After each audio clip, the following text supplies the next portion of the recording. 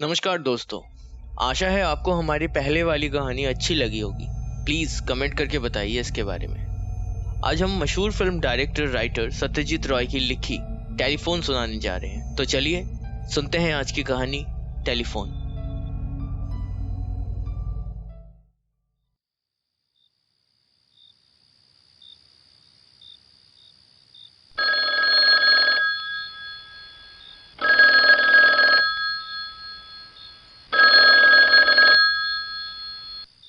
बीरेश बाबू ने परेशान होकर बेड साइड में टेबल पर रखे टेलीफोन को देखा।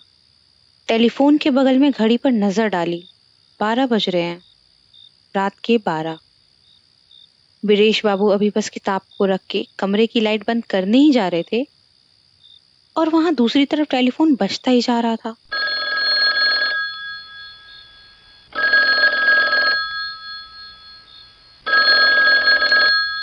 बीरेश बाबू ने आखिरकार रिसीवर उठा लिया और झुंझलाते हुए बोले, हेलो। 455176। यस। गिरीश बाबू है, गिरीश चंद्र नियोगी। हाँ, बोल रहा हूँ।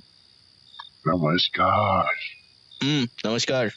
इतनी रात को कॉल किया है, प्लीज बुरा मत मानिएगा। ठीक है, बताओ क्या बात है।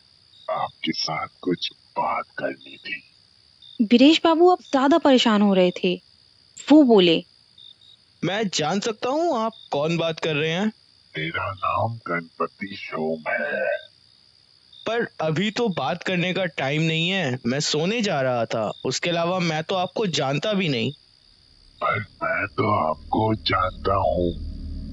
आप पेशे से डॉक्टर हैं। 3 महीने हुए हैं इस नए घर में आए हुए।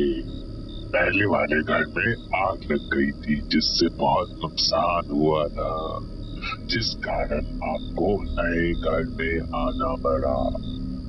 आपकी पत्नी का स्वर्गवास 11 साल पहले ही हो गई थी। आपकी उम्र 55 साल है। आपका एक लड़का है जो पेशे से इंजीनियर है, जो अभी भोपाल में रहता है। क्यों, मैंने सही कहा ना? बीरेश बाबू चौंक कर बोले, आप इतनी सारी बातें कैसे जानते हैं? मान लीजिए ये मेरी एक विशेष क्षमता है, स्पेशल पावर। अब बताइए, आप मेरी बात सुनना चाहते हैं या नहीं? ठीक है, पर ज्यादा समय तो नहीं लगेगा। नहीं, लेकिन अगर बात खत्म होने के बाद बातचीत बढ़े तो शायद ज्यादा समय लग सकता है। ठीक है, बोलिए। आज से लगभग 7 साल पहले की बात बता रहा हूँ। मैं पेशे से वकील था। आप उस समय मुक्ताराम बाबू स्ट्रीट में रहते थे। क्यों, सही बोल रहा हूँ ना मैं? सही है। आपके लड़के का नाम आरूप है। हाँ, वो तब सिटी कॉलेज में पढ़ता था। बिल्कुल। आपके लड़के का श्रीपति नाम का एक दोस्त था। इस बारे में आपको पता है या नहीं? वो हो सकता है, बेटे की दोस्तों की खबर मैं हमेशा नहीं रखता। वो श्रीपति मेरा मझला बेटा था। बहुत अच्छा लड़का था, सच में बहुत ही अच्छा। जैसे पढ़ने लिखने में था, वैसे ही स्वभाव और चरित्र में। उसके दोस्तों में सबसे अलग था आपका बेटा आरूप। किंतु दुर्भाग्यवश मेरा बेटा गलत संगति में पड़ गया। उस वजह से उसमें बहुत गंदी आदतें आ गई। आरूप ने बहुत कोशिश की थी उसको समझाने की, पर वो समझा नहीं पाया। पर फिर भी आरूप ने उसे नहीं छोड़ा। उसने ये ठान लिया था कि श्रीपति को वो फिर से सही रास्ते पे लेके आएगा। पर उसकी ये कोशिश कामयाब नहीं हुई।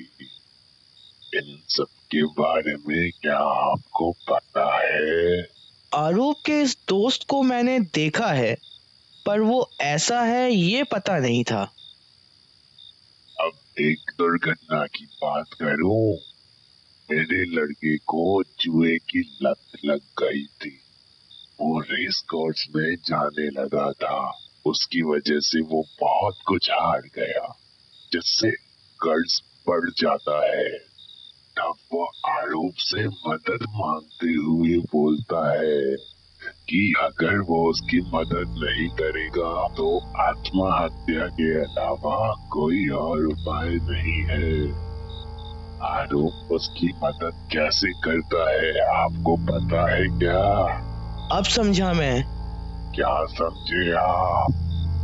मेरे घर पर तिजोरी में एक बहुत महंगी चीज थी जो मेरे दादा की धरोहर थी, एक हीरे की अंगूठी। वही अंगूठी तिजोरी से निकाल कर आपके बेटे ने मेरे बेटे को दे दी थी। ताज्जुब की बात है, हम इस अंगूठी के रहस्य को नहीं सुलझा सके, पुलिस तक नहीं सुलझा सकी। कैसे सुलझेगा? आपका लड़का इतना अच्छा है कि आप लोग उस पे शक कैसे करते? हाँ, वो बात भी है। पर वो अंगूठी मेरे लड़के के पास ही रह जाती है। अंगूठी उसे इतनी पसंद आ गई थी कि वो उसे खोना नहीं चाहता था। बाद में मुझे मेरे बेटे के बारे में पता चला तो मैं महाजन से पैसे लेके उसका सारा उधार चुका देता हूँ। वो अंगूठी क्या अभी भी आपके लड़के के पास है? हाँ, पर अब वो वापस करना चाहता है। अंगूठी रखने का शौक खत्म हो गया है उसका। अंगूठी वापस करके अपने ऊपर से कलंक को मिटाना चाहता है। उसके अलावा इसके लिए आपके लड़के के मन में भी पछतावा है, वो भी हटाना होगा। आपका लड़का क्या मुझसे मिलना चाहता है? हाँ, और अभी वो निकल गया है और शायद अब तक वो आपके घर पहुंच भी गया होगा। उसका नाम क्या बताया? श्रीपति। और आपका नाम गणपति। हाँ, आप दोनों का नाम क्या संप्रति अखबार में आया था? हाँ, उसमें तो आया था। रुकिए, याद करता हूँ। करिए, आराम से याद कीजिए। वीरेश बाबू के थोड़ी देर सोचने के बाद ही उन्हें याद आया। फिर बोले, याद आ गया, कल के अखबार में ही आप दोनों का नाम था। प्रागपुर के ट्रंक रोड पर एक गाड़ी और ट्रक की टक्कर हो गई। गाड़ी में बैठे तीनों आदमी की तभी के तभी मौत हो जाती है, जिसमें एक गाड़ी चलाने वाला और दो बाप बेटे। उनका नाम है गणपति सोम और श्रीपति सोम। आपने ठीक ही कहा, मैं ही हूँ वो गणपति सोम। आप, उसका मतलब वही जो आप सोच रहे हैं। पर ये तो नामुमकिन है। कैसे नामुमकिन हो सकता है? देखिए जरा, आपको कोई आवाज आ रही है क्या? हाँ, सुन रहा हूँ। क्या सुनाई दे रहा है? कोई मेरे गेट को खटखटा रहा है। सुनसान रात में वीरेश बाबू वो आवाज बहुत साफ सुन पा रहे थे। उसके बाद टेलीफोन पे सुना, दरवाजा जरा खोल दीजिए, मेरा बेटा बाहर इंतजार कर रहा है। नहीं नहीं, मैं गेट नहीं खोलूंगा, मैं नहीं खोलूंगा। वीरेश बाबू को जैसे महसूस हुआ उनका गला बिल्कुल सूख गया है। उसके दाएं हाथ में रिसीवर कांप रहा है। फिर टेलीफोन की दूसरी तरफ से आवाज आई, अगर दरवाजा ना भी खुला तब भी वो अंदर आ सकता है। आपको उसमें ये क्षमताएं हैं। आप सुनिए, कोई आवाज आ रही है या नहीं? हाँ, सीढ़ी पे चल के आते हुए पैरों की आवाज सुनाई दे रही है। आप चिंता मत कीजिए वीरेश बाबू, वो आपको परेशान नहीं करेगा। सिर्फ आपके बगल वाले कमरे में जाके टेबल पर रख के आ जाएगा वो अंगूठी। वीरेश बाबू बहुत ज्यादा घबराते हुए बोले। ना ना, आप अपने बेटे को बुला लीजिए वापस। वो तो नहीं हो सकता वीरेश बाबू, वो अब दूसरी मंजिल तक पहुंच गया है। वीरेश बाबू बिल्कुल साफ सुन पा रहे थे बगल वाले कमरे में पैरों की आवाज।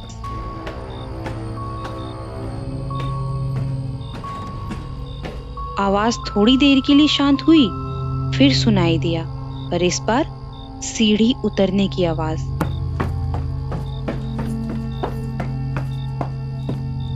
टेलीफोन के दूसरी तरफ से आवाज आई। अब आप फिक्र मत कीजिए, आप टेलीफोन रख के बगल वाले कमरे में जाके देखिए। मैं रखता हूँ, आपसे बात करके काफी अच्छा लगा। Good night. वीरेश बाबू ने रिसीवर को रख दिया। इस सर्दी में भी उनको पसीना आ रहा है। कुछ समय बिस्तर पर चुपचाप बैठे रहने के बाद वो उठे, बहुत धीरे धीरे आगे बढ़े, बगल वाले कमरे का दरवाजा खोलकर कमरे में घुसे और लाइट जलाई। हाँ, सच में वो अंगूठी टेबल पर रखी है। कम रोशनी में भी उसका हीरा बहुत चमक रहा है। आज 7 साल बाद उन्हें वापस मिली उनके दादा की हीरे की अंगूठी।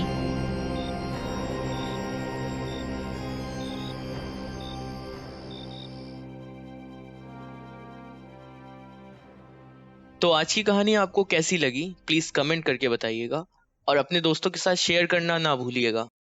अब आप हमें स्पॉटिफाई में भी सुन सकते हैं मून नाइट टेल्स सर्च करके। फिर अगले हफ्ते हम मिलेंगे अगली नई कहानी के साथ। तो तब तक के लिए गुड नाइट।